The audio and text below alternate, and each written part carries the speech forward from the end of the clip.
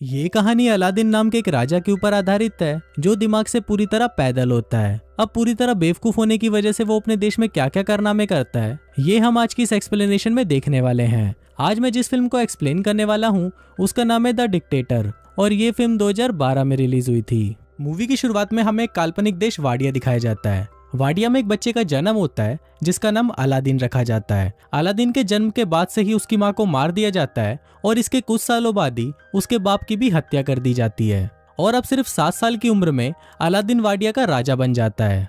इसके बाद सीन यहीं कट होता है और हम कुछ साल बाद का सीन देखते हैं जहाँ अलादीन अब बड़ा हो चुका है। अलादीन अपने बाप की तरह ही सनकी और पागल है और उसके मन में जो आता है वो वही करता है। वो अपने देश में ओलंपिक गेम्स रखवाता है जिसमें वो खुद भी हिस्सा लेता है। फिर गेम के दौरान अगर कोई उससे आगे निकल जाता है तो अलादीन उसे गोली मार देता है और खुद वो गेम जीत जाता है और इसी तरह वो ओलंपिक में 14 गोल्ड मेडल जीत जाता है। इसके बाद अलादीन अपने महल के बाहर आता है और अपनी प्रजा को बोलता है कि जल्दी ही पूरी दुनिया हमारे आगे घुटने टेकेगी। हम जल्दी ही न्यूक्लियर वेपन तैयार कर लेंगे, पर किसी पर हमला करने के लिए नहीं बल्कि शांति बनाए रखने के लिए। और ये बोलते ही वो हंसने लग जाता है। इसके बाद अलादीन अपने न्यूक्लियर रिसर्च सेंटर में जाता है और वहां पर वो अपने चाचा तामीर से मिलता है। फिर वो दोनों अंदर जाते हैं और वहां अलादीन देखता है कि उसकी मिसाइल बहुत ही छोटी बनी है। अब ये देखकर अलादीन को बहुत गुस्सा आ जाता है और वो अपने साइंटिस्ट नदाल को बुलाने के लिए बोलता है, पर इस पर बाकी के साइंटिस्ट उसे बताते हैं कि जब आप पिछली बार यहाँ पर आए थे तो आपने नदाल को मरवा दिया था।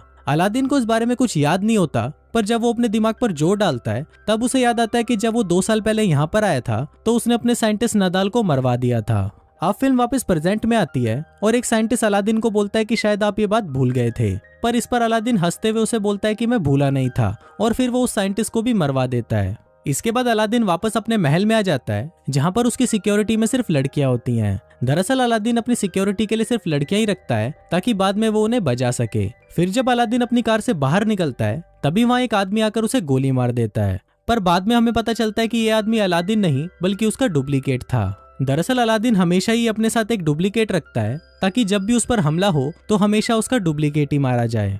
अलादीन दिमाग से इतना चूतिया होता है कि वो अपनी डुप्लीकेट की लाश को उठने के लिए बोलता है और फिर जब वो लाश नहीं उठती तो अलादीन अपने अंकल को इशारा करता है कि इसे भी मरवा दो। फिर अलादीन के वहां से जाते ही उसके चाचा तामीर किसी को फोन करते हैं और उसे बोलते हैं कि अलादीन इस बार भी बच गया और अब हमें उसके जैसे दिखने वाले किसी और को ढूंढना होगा जो हमारा काम कर सके। अब ये देखकर हम व्यूवर्स को पता चल जाता है कि अलादीन को उसके चाचा तामीर ही मरवाना चाहते हैं ताकि वाडिया की पूरी सत्ता उनके हाथों में आ सके।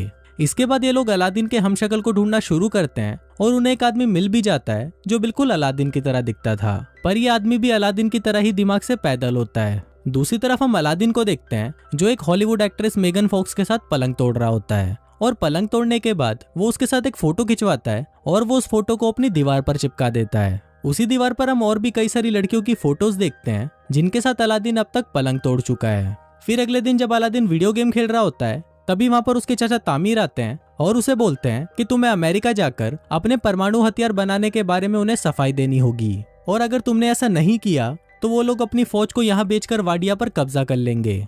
अब ये सुनकर अलादीन डिसाइड करता है कि वो अमेरिका जाएगा। फिर अलादीन अमेरिका आ जाता है और अमेरिका के लोग सड़कों पर उसके खिलाफ नारे लगाते हैं। दरअसल अमेरिका के लोग चाहते थे कि वाडिया में डेमोक्रेसी हो और कोई भी बेवकूफ और पागल राजा उन पर अत्याचार ना करे। इसके बाद अलादीन अपने सिक्योरिटी हेड से मिलता है जिसका नाम क्लेटन होता है और वो अलादीन को बिल्कुल भी पसंद नहीं करता था। फिर जब रात को अलादीन अपने होटल में सो रहा होता है तभी वहां पर क्लेटन आता है और वो उसको किडनैप कर लेता है। वो उसे एक टॉर्चर रूम में लेके जाता है और वहां पर वो अलादीन को अपने हथियार दिखाता है जिससे वो उसे टॉर्चर करने वाला है, पर अलादीन उसके हथियारों का मजाक उड़ाने लगता है जिससे गुस्सा होकर क्लेटन उसकी दाढ़ी काट देता है। फिर वो उसकी दाढ़ी को जला देता है, पर दाढ़ी पर लगी आग से वो खुद भी जल जाता है। दूसरी तरफ अलादीन भी खुद को रस्सियों से आजाद कर लेता है और वहां से भाग जाता है। अब अलादीन की दाढ़ी कट जाने की वजह से कोई भी उसे पहचान नहीं सकता था। फिर अगले दिन अलादीन उसी जगह जाता है जहां पर उसे भाषण देना था। तभी वो वहां पर देखता है कि उसका हमशक्ल उसके चाचा तामीर के साथ वहां पर भाषण देने के लिए जा रहा है और अब अलादीन ये सब देखकर समझ जाता है कि ये सारा खेल उसके चाचा तामीर का है। अब अलादीन को बहुत ज्यादा गुस्सा आ जाता है और वो रेलिंग तोड़कर अंदर जाने की कोशिश करता है, पर तभी सिक्योरिटी उस पर हमला कर देती है और वो नीचे गिर जाता है। तभी वहां पर जोई नाम की एक लड़की आती है और वो उसे स्कूटी पर बिठाकर वहां से ले जाती है। इसके बाद जोई उसे अपनी दुकान पर लेके जाती है जहां पर वो काम करती थी। जोई अलादीन को कुछ कपड़े देती है और उसे पूछते है कि क्या तुम मेरी दुकान पर काम करोगे, पर इस पर अलादीन उसे बोलता है कि मैं चूतियों के साथ काम नहीं करता और ये बोलकर वो वहाँ से चला जाता है। अब अलादीन सड़कों पर भटक रहा होता है और तभी वहाँ उसे नदाल दिखता है, जिसे उसने कई सालों पहले मरवा दिया था। अलादीन नदाल को जिंदा देखकर हैरान हो जाता है और वो उसका पीछा करने लगता है। पीछा करते हुए अलादीन एक बार में पहुंच जाता है जहाँ पर सिर्फ वही लोग आते थे जो अलादीन से नफरत करते थे। तभी वहाँ पर काम करने वाला एक आदमी अलादीन को पहचान लेता है और वो सभी को बता देता है कि ये अलादीन है। दरअसल उस बार में जितने भी लोग थे उन सभी को अलादीन ने मरवा दिया था, पर उनमें से कोई भी मरा नहीं था और वो सब भागकर अमेरिका आ गए थे।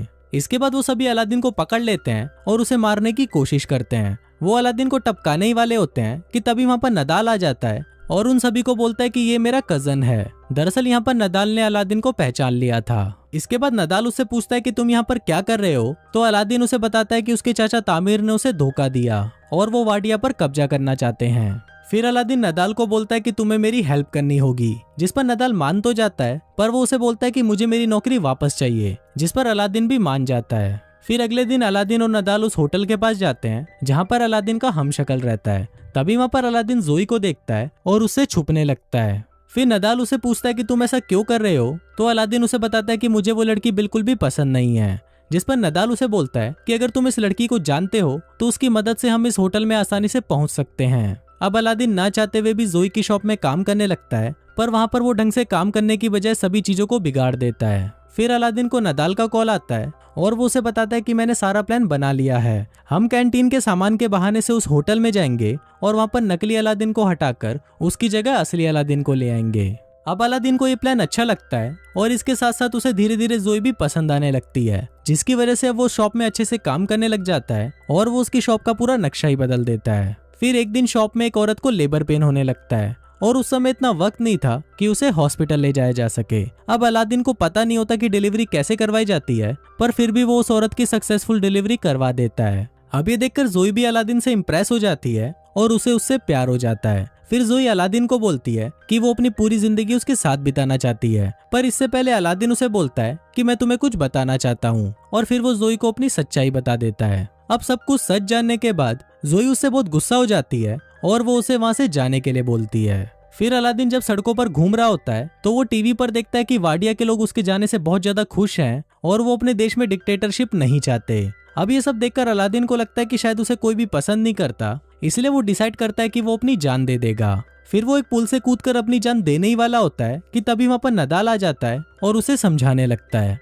अब अलादीन भी नदाल की बात को मान जाता है और वो अपने मरने का प्लान कैंसिल कर देता है। फिर अगले दिन अलादीन नदाल के साथ मिलकर बहुत ही मुश्किल से उस होटल के कमरे में चला जाता है और वहाँ पर वो नकली अलादीन को भगाकर खुद उसकी जगह ले लेता है। इसके बाद अलादीन उस मंच पर जाता है जहाँ पर आज वाडिया का नया संविधान पढ़ा जाना है। इसी दौरान अलादीन उस पेपर को फाड़ देता है जिसमें लिखा था कि वाडिया में अब डेमोक्रेसी चलेगी। फिर अलादीन ये बोलने ही वाला होता है कि वाडिया में हमेशा डिक्टेटरशिप चलेगी, पर तभी वहाँ पर जोई आ जाती है और उसको देखते ही अलादीन अपना मन बदल देता है और वो ऐलान करता है कि वाडिया में अब डिक्टेटरशिप नहीं होगी, बल्कि वहाँ पर सिर्फ डेमोक्रेसी होगी। अब ये सुनकर सभी लोग खुश हो जाते हैं, पर तभी वहाँ पर तामिर अलादीन पर गोली चला देता है। अब वो गोली अलादीन को लगने ही वाली होती है, पर तभी वहाँ पर उसका हमशक्ल आ जाता है और वो गोली उसको लग जाती है। इसके बाद अलादीन जोई को भी अपने साथ वाडिया ले जाता है और उसके साथ शादी कर लेता है। शादी के दौरान जोई उसे बताती है कि वो एक जूइश है, जिसको सुनकर अलादीन को बिल्कुल भी अच्छा नहीं लगता और वो जोई को भी मरवाने के लिए बोल देता है। और कुछ इसी तरह से